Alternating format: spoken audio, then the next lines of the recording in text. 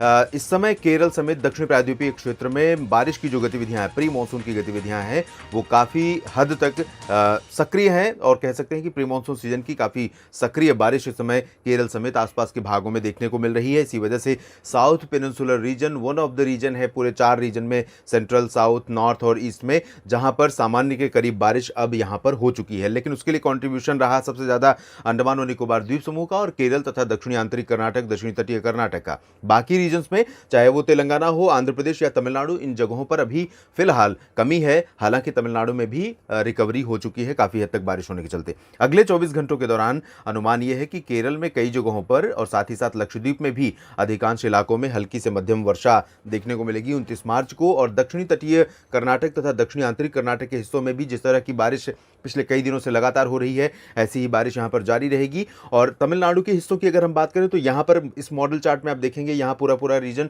Dry दिखाई दे रहा है, बे ऑफ बंगाल से सटा हुआ कोस्टल बेल्ट। लेकिन आपको बता दें कि पुदुचेरी समेत कोस्टल तमिलनाडु का जो हिस्सा है, इन भागों में कई जगहों पर हल्की और कुछ एक जगहों पर मध्यम बौछारें गिर सकती हैं।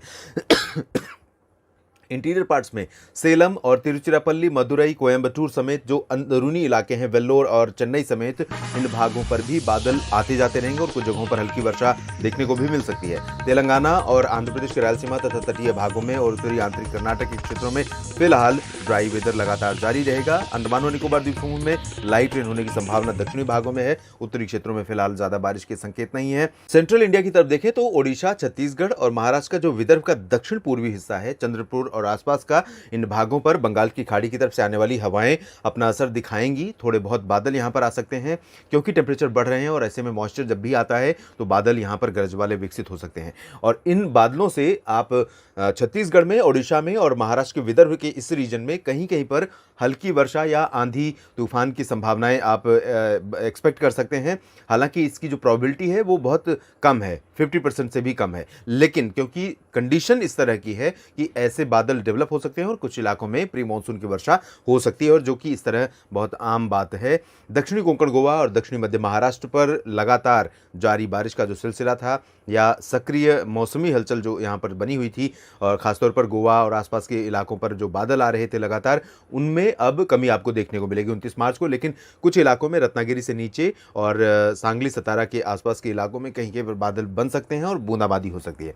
उत्तरी कोंकण गोवा, उत्तरी मध्य महाराष्ट्र, मराठवाड़ा और विदर्भ के बाकी हिस्सों में ड्राई वेदर रहेगा। और ड्राई ही नहीं, महाराष्ट्र के लिए सबसे ज़्यादा ब्रेकिंग ये है कि अब उत्तर पश्चिमी हवाओं का प्रभाव यहाँ पर बहुत ज़्यादा बढ़ जाएगा और इसकी वजह से मुंबई की बात करें, ठाणे, कल्याण की बात करें या नासिक, नंदुरबार, धुले, जलगांव की बात करें, इन सभी क्षेत्रों में और साथ ही साथ औरंगाबाद, अकोला, वर्धा, यवतमाल, ये वाला जो पोर्शन है महाराष्ट्र का, इन भागों में प्रचंड गर्मी का प्रकोप फिर से देखने को मिलेगा। मध्य प्रदेश में भी ऐसे ही हालात रहेंगे, लगातार ड्राई नॉर्थ वेस्टर्ली और नॉर्दर्ली विंड चलेगी, उत्तरी और उत्तर पश्चिमी। तो यहाँ पर सुबह और रात के समय भले आपको प्लेजेंट मौसम देखने को मिले, लेकिन दिन का जो मौसम है, दोपहर का जो मौसम है, वो प्रचंड गर्मी वाला होगा मध्य प्रदेश के लगभग सभी क्षेत्रों में। सिर्फ दक्षिण पूर्वी इलाकों में कहीं कहीं पर थोड़े बहुत बादल आ सकते हैं क्योंकि यहाँ पर पूर्वी हवाओं का असर हो सकता है, उमरिया से लेकर मांडला बालाघाट के बीच में। बाकी जगहों पर फिलहाल किसी तरह की राहत नहीं रहेगी। गुजरात में भी वेस्ट एमपी और महाराष्ट्र के जैसे हालात होंगे। उत्तरी जो उत्तर पूर्वी रीजन और दक्षिण पूर्वी रीजन है, सूरत से लेकर मेहसाना, पाटन तक का, इन सभी भागों में लगातार उत्तरी हवाएं चलेंगी, ड्राई होंगी, हॉट विंड्स होंगी।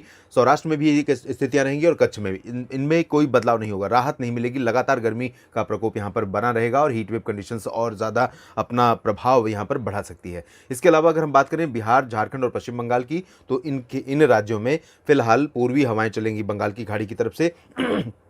और ये हवाएं हालांकि बंगाल की खाड़ी से जो पश्चिम बंगाल का गंगीय क्षेत्र है, इन भागों पर दक्षिण पश्चिमी हवाएं आएंगी। उसके बाद ये हवाएं मूव करके इस तरह से जाएंगी तो उत्तरी बंगाल और साथ ही साथ झारखंड, बिहार, इन भागों पर दक्षिण पूर्वी आर्द्र हवाओं का प्रभाव रहेगा बंगाल की खाड़ी से। और ये हवाएं थोड़ी बहुत प्री मानसून की एक्टिविटीज़ यहाँ पर दे सकती हैं क्योंकि लगातार टेम्परेचर ऊपर गया है। और हम बात करें अगर रांची, डाल्टनगंज, जमशेदपुर, दीघा, जमशेदपुर और आसपास के इलाकों, दुमका, देवघर की, या फिर दीघा समेत जो ये पश्चिम बंगाल का मिड रीजन है, इन भागों में और बिहार के अधिकांश इलाकों में गर्जना वाले बादल बन सकते हैं। धूल भरी आंधी के साथ लाइट रेन या बूंदाबांदी हो सकती है। पूर्वोत्तर राज्यों में कई जगहों पर वर्षा जारी रहेगी। 29 मार्च को भी सिक्किम और उप हिमालयी भागों में भी कहीं कहीं पर हल्की वर्षा हो सकती है। उप हिमालय पश्चिम बंगाल में, अरुणाचल में कुछ स्थानों पर हल्की और बाकी पूर्वोत्तर भारत में एक दो जगहों पर हल्की वर्षा होने की संभावना है।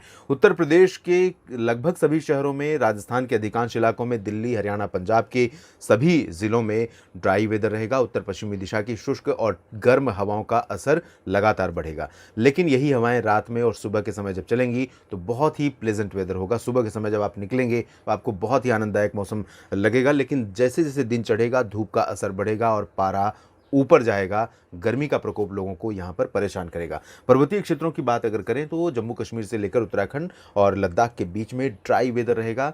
रात में कूल और कोल्ड वेदर कई कई ऊंचाई वाले इलाकों में, लेकिन दिन में गर्मी इन सभी क्षेत्रों में देखने को मिलेगी।